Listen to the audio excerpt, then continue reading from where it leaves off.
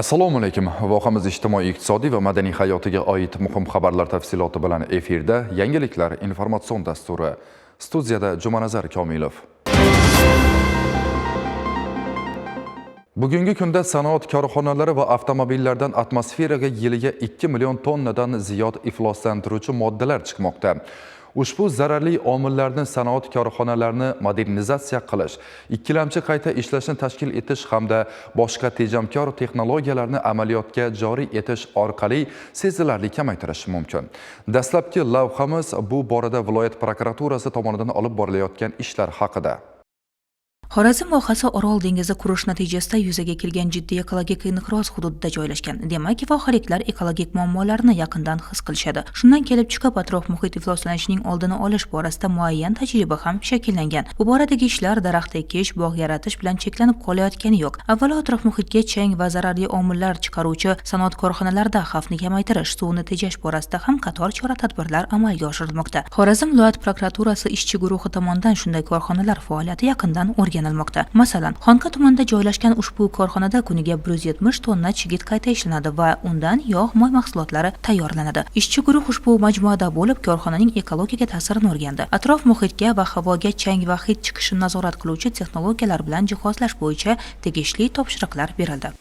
Mazkur o'rganishlar davomida ishchi guruh Xorazm viloyati Xonqa tumanida joylashgan Xorazm Tex mas'uliyat cheklangan jamiyatida bo'lib, jamiyat tomonidan atmosferaga va oqova suv tarmoqlariga zararli chiqindilarni tashlamasliklari yuzasidan rasmiy ravishda ogohlantirildi.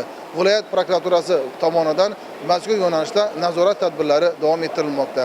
Atmosferaga va oqova suv tarmoqlariga me'yoridan ortiq chiqindilarning tashlaganligi belgilangan tartibda ma'muriy va jinoiy javobgarlikka sabab bo'ladi.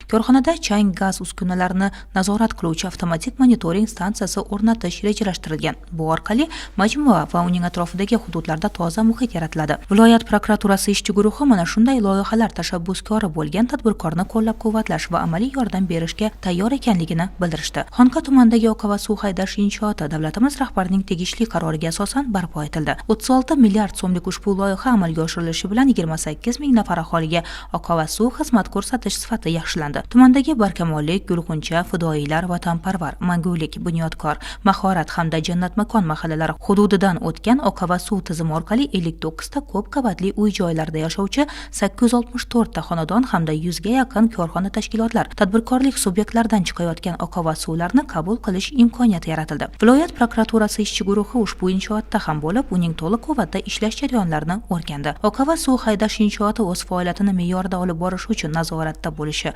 texnologiya tizimidagi oqova suvlarni doimiy haydab turishi lozimligi tushuntirildi. Bundan ko'zlangan maqsad atmosferaga va oqova suv tarmoqlariga zararli chiqindilarni tashlanishining oldini olishdan iborat. Ta'kidlash lozim, kundalik hayotimizda chiqayotgan chiqindilar ham qaysidir ma'noda ishlab chiqarish xom ashyosi hisoblanadi. Ularni qayta ishlash atrof muhitning ifloslanishiga yo'l qo'ymaydi. Urganch shahrida joylashgan mana bu korxonada ikkilamchi qog'oz chiqindilari qabul qilinib, bundan qog'oz mahsulotlar ishlab chiqariladi. Ishlab chiqarish quvvati kuniga 40-45 tonna. Mahsulotlar ichki bozordan tashqari Afg'onistonga ham eksport qilinadi. Ishchi guruh ushbu korxonada qayta ishlash jarayonlari bilan yaqindan tanishdi. Tadbirkorning bundan keyingi rejalari, eksportni kengaytirish va amalga oshirishda to'siq bo'layotgan muammolarni o'rganishdi. Shuningdek, tadbirkor korxonada energiya tejamkor texnologiyalarni joriy etish bo'yicha qilinayotgan loyihalar bilan ham tanishtirdi.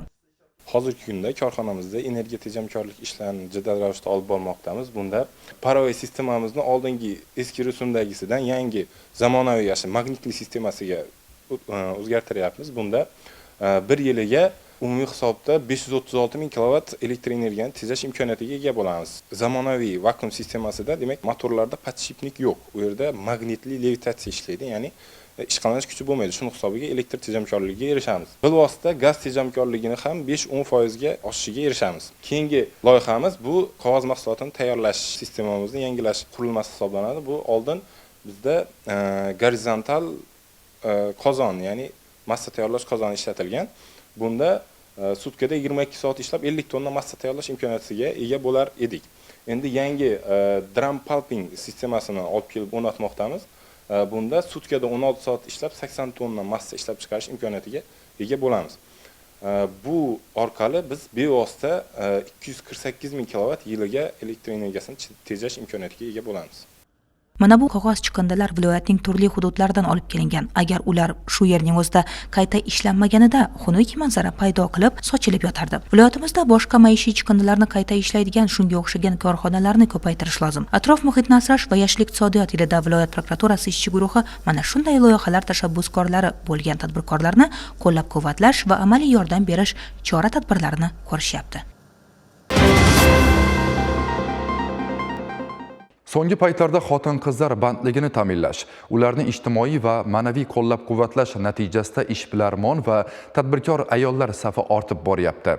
Bu borada Yangibozor tumanida ham misollar ko'p. Muxbirimiz shu mavzuga e'tibor qaratadi. Yangibozor tumani Do'stlik mahallasidagi 597 xonadonda 3000 nafarga yaqin aholi istiqomat qilyapti. Shuning 50%ni xotin-qizlar tashkil qiladi. So'nggi yillarda ijtimoiy daftarlarning joriy qilinishi natijasida fuqarolar, ayniqsa xotin-qizlarni o'z ishi va daromadiga ega bo'lishlariga ko'mak berilyapti. Do'stlik mahallasida birgina 2024-yilda 63 nafar ayollar turli yo'nalishlarda ayollar daftariga kiritilgan edi. Ularga kasanachilik va tikuvchilik, ishlab chiqarish va tadbirkorlik singari yo'nalishlarda yordam berilgan. Natijada 63 nafar ayollar o'z daromadiga ega bo'ldi. Shulardan biri Shodiya Qo'shchonova tikuvchilik kasbini egallagan. Kasb hunarga o'qitilganidan so'ng o'z mustaqil faoliyatini boshlagan. Endilikda Hunarmandlar uyushmasiga a'zo bo'lib, ustoz-shogird an'anasi asosida mahallasidagi xotin-qizlarga kasb sirlarini o'rgatyapti. Ayni kunda tikuvchilik sexida ikkinchi bosqich talabgorlar tikuvchilik bo'yicha tahsil olishyapti. Maktablarga, tashkilot idoralarga milliy liboslaridan jaket, chopon, hamma narsani tikib beryapmiz. Buyurtmalarimiz juda ko'p. Subsidiyaga mashina berishdi. 11 ta qizni tugatdim, mana yana 10 ta qizni o'qityapman. Ayollarimiz chetga ketmasdan mana shu yerda o'z oilalarini boqib, farzandlarini oldida oilasiga daromad kiritib yuribdilar. Mahallada 2025-yilda ayollar daftariga 68 nafar ayollar kiritilgan. Ularning ayrimlari ushbu tikuvchilik sexida kasbga o'qitilyapti. 18 nafar xotin-qizlarimizga kasb-hunar markazlarida tikuvchilik kurslarida o'qishib, ularga subsidiya orqali davlatimiz tomonidan tikuv mashinalari va aviro'tlar berildi. Mahallamizdagi xotin-qizlar bunga ishtiyoqi ko'payishib, hammasi mana kasb-hunar markazlarida o'qib turib, ular ham shu o'zlarini uylarida shu tikuvchilik faoliyatini yo'lga qo'yish istagini bildirmoqdalar. Jumladan hunarmand qizlarimizdan hozirgi kunda mahallamizda oldinlari 1 nafar, 2 nafar ayollarimiz bo'lsa, hozirgi kunda hunarmand xotin-qizlarimizni soni ancha ko'payib qolgan. Ularning hammasi hozirgi kunda o'z oilalariga daromad qilishmoqda. Ahamiyatlisi bu tikuvchilik sexida asosan milliy liboslar buyurtma asosida tikilyapti. Ya'ni mahsulotlar turli tashkilot va jamoalarga yetkazib berilmoqda. Ish qizg'in kechayotganligini kuzatib, talabgorlar ko'pligi, xotin-qizlarning faoliyati samarali kechayotganligiga amin bo'lish mumkin. Muhimi, milliy liboslar targ'ibotiga hissa qo'shilyapti. Yangiliklarimiz davom etadi.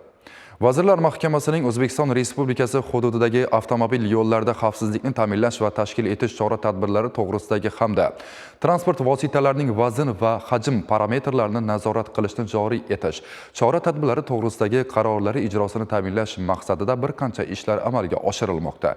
Hozirgi lavhamiz ayni shu mavzuda.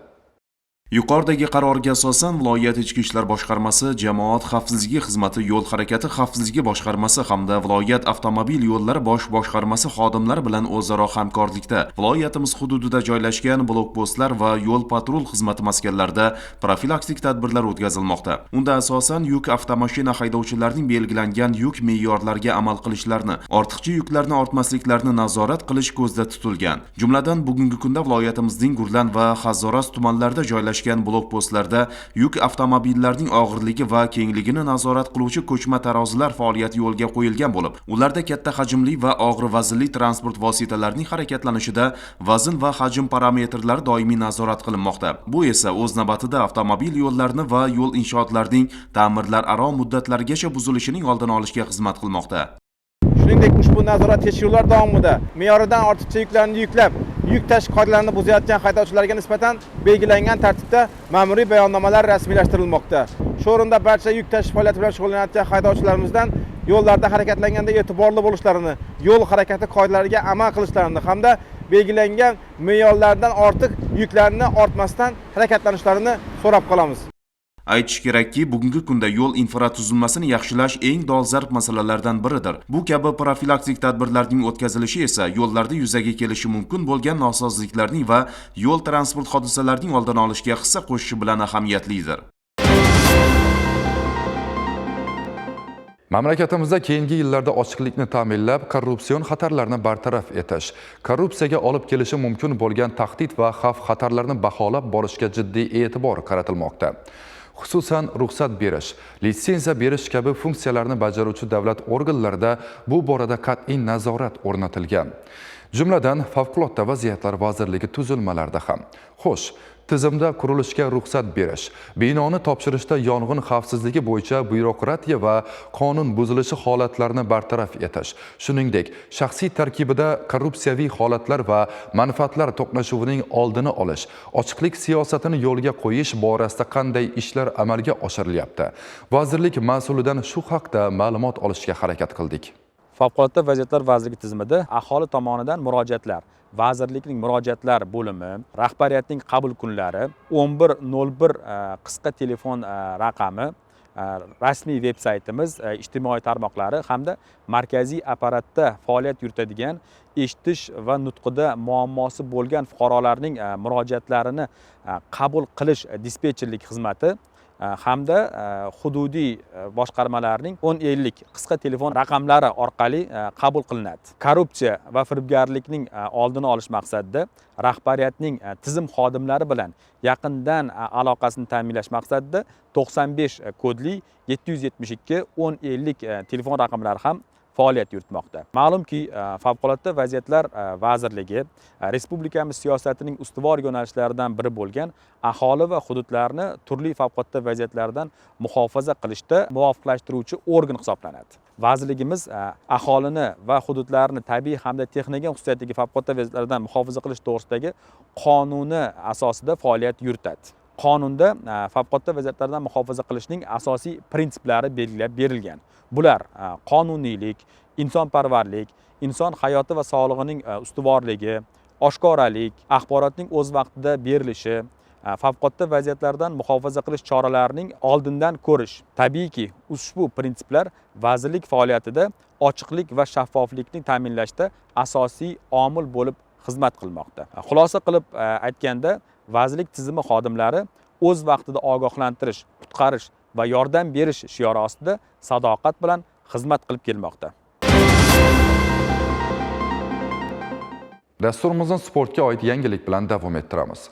Shu kunlarda har yili an'anaviy tarzda o'tkaziladigan talabalarning universiada sport musobaqalari davom etmoqda. Kuni kecha Alberuni nomidagi Urganch davlat universitetida erkin va yunon-rum kurashi bo'yicha musobaqalari bo'lib o'tdi. Urganch davlat universiteti sport majmuasida sport kurashlari bo'yicha bo'lib o'tgan saralash musobaqalarida viloyatda faoliyat ko'rsatayotgan Urganch davlat universiteti, Urganch davlat pedagogika instituti, Toshkent tibbiyot akademiyasi Urganch filiali hamda Toshkent axborot texnologiyalari universiteti Urganch filialida tahsil olayotgan sportchi talabalar ishtirok etdi. Kurash gilamidagi bellashuvlar qizg'in bahslarga boy bo'lib o'tdi. G'oliblar ikkala kurash turida ham 8 ta vazn toifasida aniqlandi. Umumjamoa hisobida Alberuni nomidagi Urganch davlat universiteti polvonlari birinchi o'rinda. Shuningdek, musobaqada Urganch davlat pedagogika instituti hamda Toshkent axborot texnologiyalari universiteti Urganch filiali sportchilari yaxshi tayyorgarliklari bilan ajralib turdilar. Hakamlar xulosasiga ko'ra, erkin kurash bo'yicha birinchilikni qo'lga kiritgan Zafarbek Kamolov, Marinbay Olimov, klassik kurash bo'yicha Samandar Marksov va Foziljon Imomovlar musobaqaning eng yaxshi polvonlari qatorida e'tirof etildilar. Musobaqada g'olib bo'lgan sportchi talabalardan tashkil topgan jamoa joriy yilda mart oyining 3-10 kunligida Toshkent shahrida bo'lib o'tadigan Universiada musobaqasining final bosqichida ishtirok etishadi. Hozirgacha sizga yetkazmoqchi bo'lgan muhim xabar va yangiliklarimiz shulardan iborat edi. Bizni kuzatishda davom eting. Xayr, salomat bo'ling.